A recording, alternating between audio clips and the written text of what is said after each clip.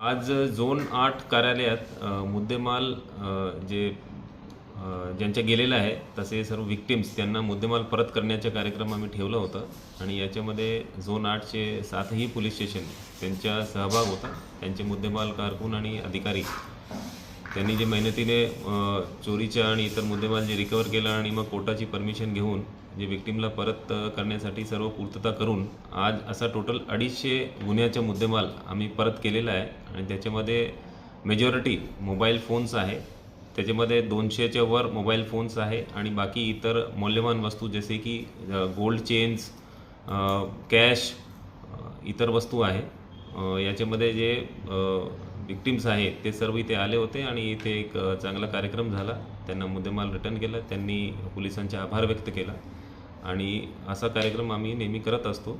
Total जे value आहे मुद्देमालची जे आम्ही आज रिटर्न केलं ते 84 लाख आहे आणि याच्यानंतरही असे कार्यक्रम आमच्याकडून चालू राहतात. सर, काही जण फुटपाथवरती राहत होते, मग तुम्ही कसं त्यांचं संपर्क साधून ते फोन रिटर्न केला?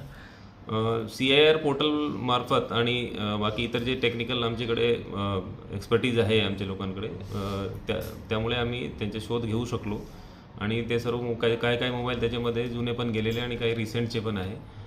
तर या प्रकारे आमची डेडिकेटेड टीम्स याच्यामध्ये काम करते आणि त्यामुळे हे मोबाईलचा शोध लागला.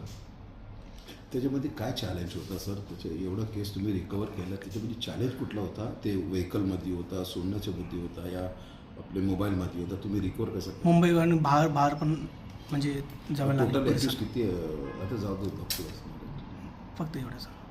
नाही, याच्यामध्ये डेडिकेटेड टीम्स असते पोलीस स्टेशनची जे याच्यात काम करते. डिटेक्शनची टीम्स आहे, ते मोबाईल आणि इतर जे काही वस्तू आहे त्याच्यामध्ये आरोपी अटक करून त्यांची कुठल्याही भागात जरी असला तर ते त्या एरियातले जे पोलीस स्टेशन आहे त्यांची मदत घेऊन आम्ही त्या आरोपीला अटक करत असतो आणि त्याच्याकडून तो मुद्देमाल रिकवर करतो. आणि याच्यामध्ये बरेचदा आमची टीमला बाहेर परदेशात जावं लागतो आणि इतर राज्यात जाऊन आम्ही हे मुद्देमाल याच्यामध्ये बरेचशा रिकवर केलेला आहे.